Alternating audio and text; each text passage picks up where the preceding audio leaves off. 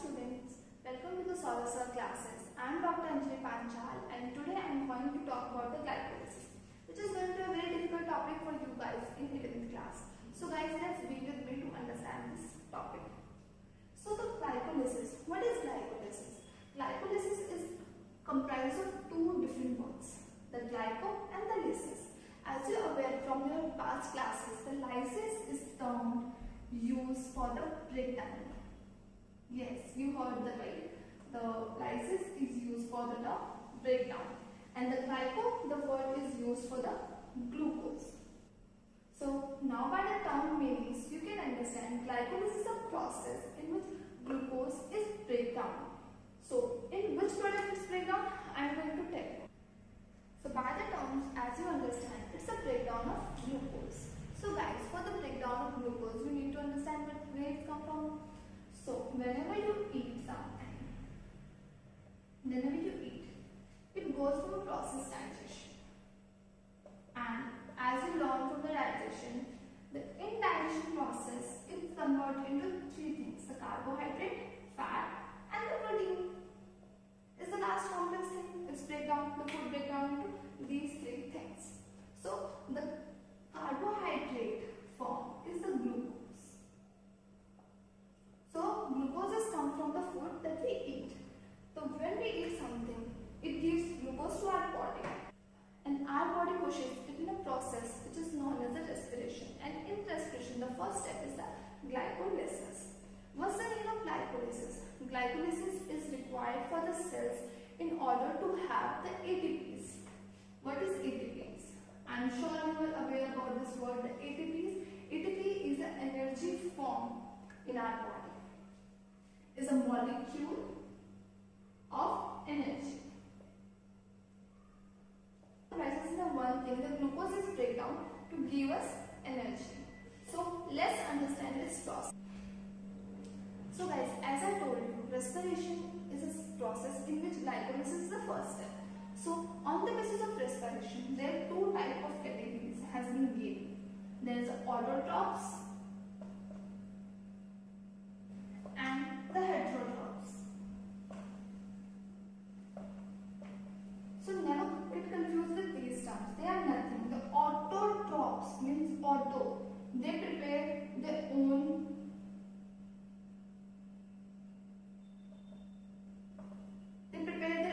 food by the process photosynthesis.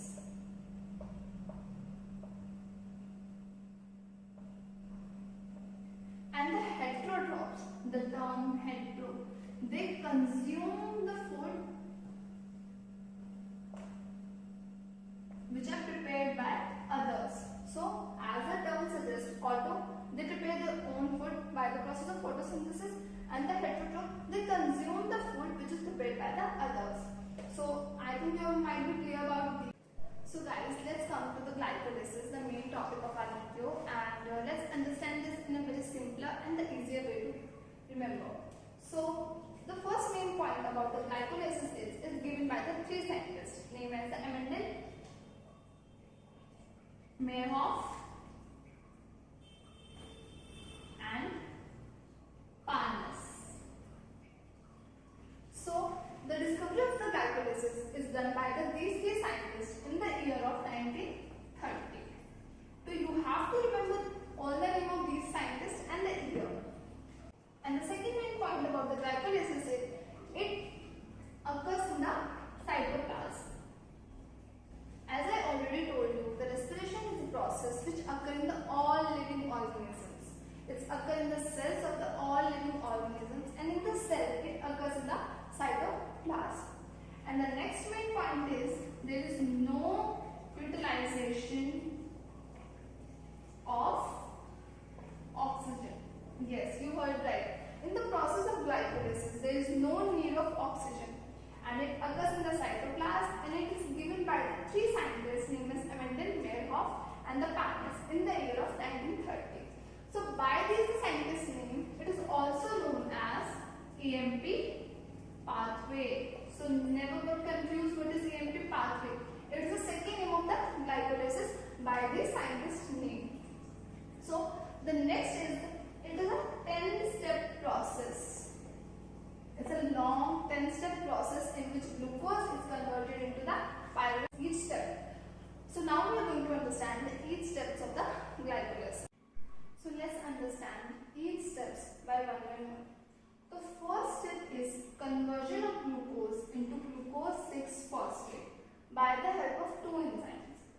glucokinase and the hexokinase. So the importance of these two enzymes are, you have to remember these two enzymes for your exams and the competitive exams. The glucokinase is a glucose specific enzyme. It's going to be work on the glucose. But when we talked about the hexokinase enzyme, as the name suggests, hexo refers to the 6th carbon. It can work on any carbohydrate having the 6 carbons. So you need to understand that when the glucose kinase is going to work and when the hexokinase, they can both convert the glucose into the glucose 6-phosphate. So in the second step, the glucose 6-phosphate is converted into fructose 6-phosphate. As from the previous classes, you are aware the glucose and the fructose are the isomer to each other. So if you want to remember the enzymes, that is isomerase. It's very easy to remember. Glucose is going to convert into its isomer by the help of isomerase enzyme, that is fructose 6-phosphate. And from the fructose 6-phosphate, it's going to convert into fructose 1,6-bisphosphate. First is the glucose, second is the glucose 6-phosphate, and then glucose convert itself into its isomer, the fructose. And now the fructose has a 2-phosphate group. That's why it's called fructose 1,6-bisphosphate. By the help of enzyme phosphofructokinase. So you need to learn the enzymes of the glycolysis. The glucose converted into glucose 6-phosphate by the glucokinase and the hexokinase. Glucose 6-phosphate converted into fructose 6-phosphate by the isomerase, and fructose having the one more phosphate group converted into fructose 1,6-bisphosphate by the help of enzyme phosphofructokinase. From this step is going to convert into a main thing, and the main process is started is this, that the fructose 1,6-bisphosphate is going to give the two products named as glyceraldehyde phosphate and the dihydroxyacetone phosphate. The fructose 1,6-bisphosphate is like this, having the phosphate group carbon, carbon, carbon, carbon, carbon, carbon, and the phosphate. You can see these are 6 carbon and the 1 phosphate. It's breakdown from the here and it converted into two products, glyceraldehyde phosphate and dihydroxyacetone phosphate. The dihydroxyacetone phosphate is isomer of glyceraldehyde phosphate. It can convert into the glyceraldehyde by the enzyme of isomerase. As you can now be learned that the isomers can be converted into each other by the help of enzyme isomerase. So I think you can understand from this chart. So I'm separating it from the other steps because this is the energy investment phase. Yeah, you heard right. For the generation of ATP, you need to give some ATP. Yeah. For the ATP investment, when the glucose is converted into glucose 6-phosphate, 1 ATP is consumed. And when the fructose 6-phosphate is converted into fructose 1,6-bisphosphate, 1 ATP is also consumed.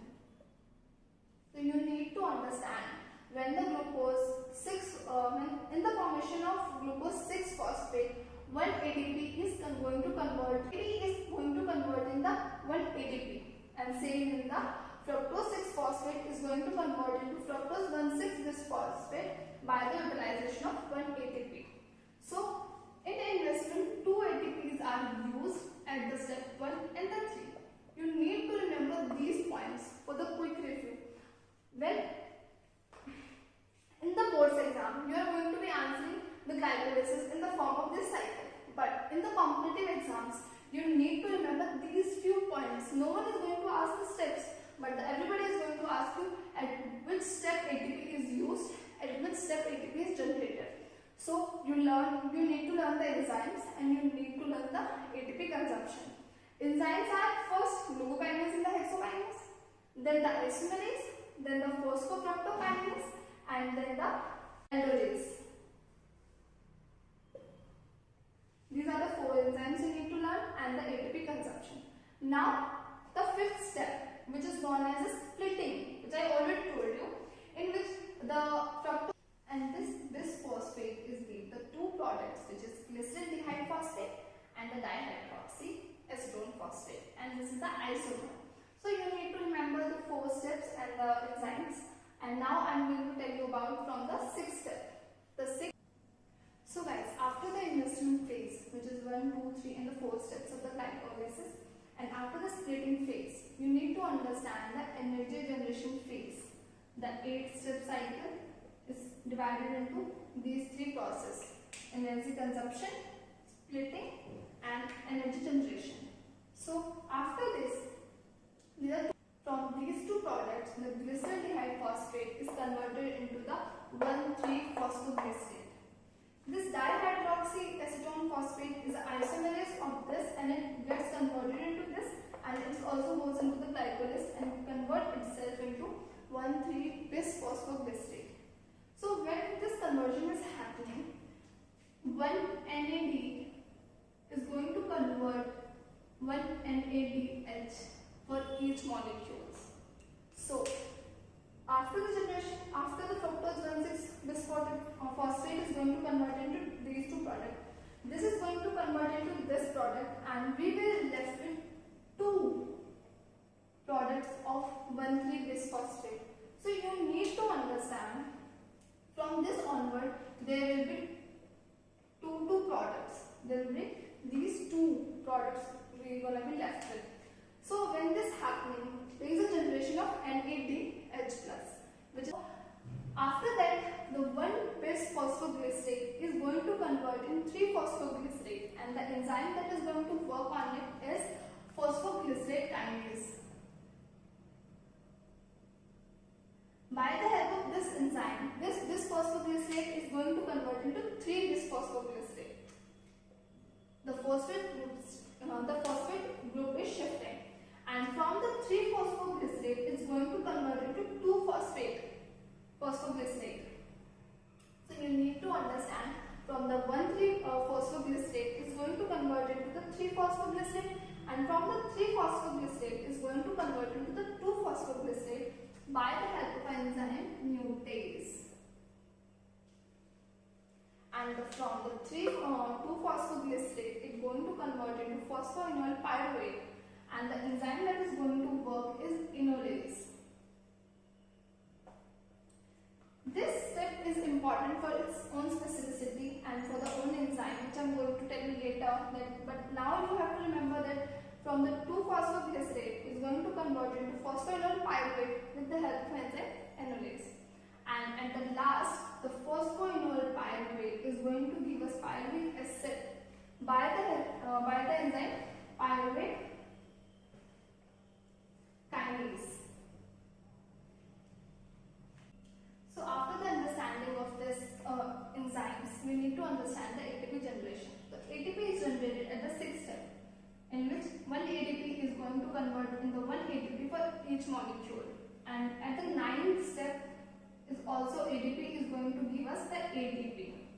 So you need to remember each step in which the ATP is consumed and in which the ATP is generated. So let's revise from the first step. ATP is used at the first step. ATP is used at the 3rd step. So used at first and 3rd steps, and ATP is generated at 6th step and the 9th step, and the NADH molecule, which is the energy molecule, is also generated at the 5th step. So after the understanding of these basics, and I think it's pretty much clear about the glycolysis, so you need to understand a few more key points which I am going to tell you right now. I told you about the specificity of this reaction in which the 2-phosphoglycerate is converted into phosphoenol pyruvate. What is the specificity? This is important from the exam point of view, because at this step water is released. Along with the generation of ATP, you need to understand the water is generated at the step at the 8, in which the 2-phosphoglycerate is converted into phosphoenol pyruvate. And the one more thing you need to remember, which I already told you, from this step onward, there are 2 molecules of each substrate is going to form. So you need to remember, whenever the ATP is generated, for the one molecule, one ATP is generated. But when the whole glycolysis, when we are going to study, you always going to encounter the 2 ATPs formed from this step, and the 2 ATPs this. The total 4 ATPs are going to be formed, and the same the NADP molecules. So never get confused the how the 2 is come in this step and 1 ATP is used. So you need to remember, when the fructose 1,6-bisphosphate give the 2 substrate, then it's going to be happen at the 2 main substrate, and you need to remember these things as it is. So guys, it's a kind of a difficult, but you can remember from these flow charts, and you need to understand to complete knowledge of the glycolysis. So let's understand why we are discussing the steps and the definition, and what is the importance of the glycolysis. It's the importance of the ATP generation. So let's discuss the net production of the glycolysis. In the glycolysis, there were 3 stages. Stage 1, stage 2 and stage 3.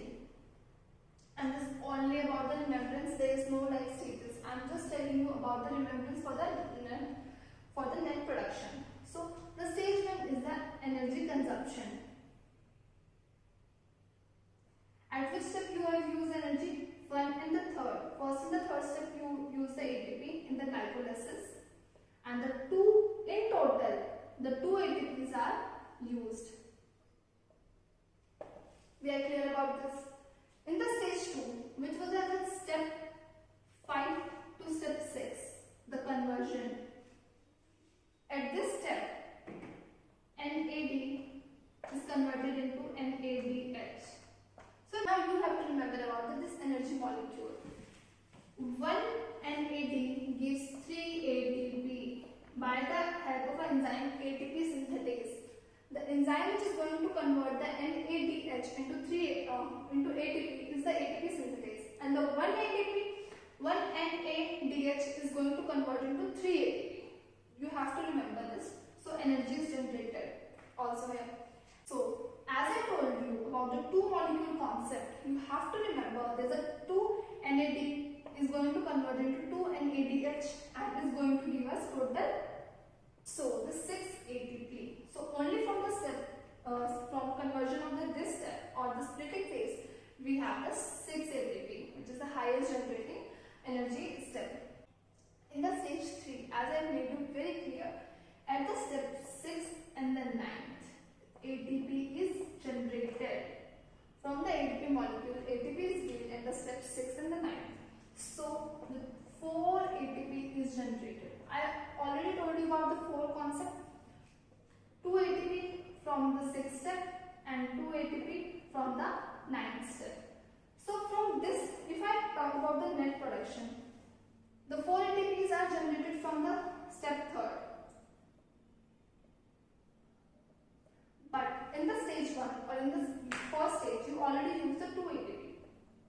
The net ATP which comes to you is 2 ATP. So if I talked about the term of ATP from this step, 2 ATP is generated, and from the main stage 2, 6 ATPs are generated after the conversion of NADH into ATP by the ATP synthase. It gives the 6 ATP. So total glycolysis gives us 8 ATP molecules. So this is the net production and quick review of the glycolysis. You study the glycolysis and the each step for the ATP production, ATP consumption, and at which step water is released. So you need to be very clear about these 3 things, and I think I am very sure about this net production is 8 ATP, and I think you are aware of at which step ATP is generated and consumed. So now I am going to tell you about a few quick points about the glycolysis. So let's have a quick summary of the glycolysis. First, for the exam, you have to learn about the definition. Breakdown of glucose into pyruvic acid is the layman glycolysis definition. You have to learn the NCERT definition. And the second thing you have to learn about the scientist, year and the place at which glycolysis is occurring. Third, you have to learn about the 10 steps of the glycolysis, the process of the glycolysis. You have to be thorough with these steps. And the fourth, you need to learn about the net production for the main thing we have been learning the glycolysis. Net production क्या है ATP का, कितने steps होते हैं, कहाँ पर होता है, and what is the definition. These four things sum up the glycolysis. If you are thorough with these four things, you are going to be excel this glycolysis. So guys, if you still have any doubts and any query, you are still can ask from the Saurabh sir classes. And thank you. I think I made it pretty much clear about the glycolysis.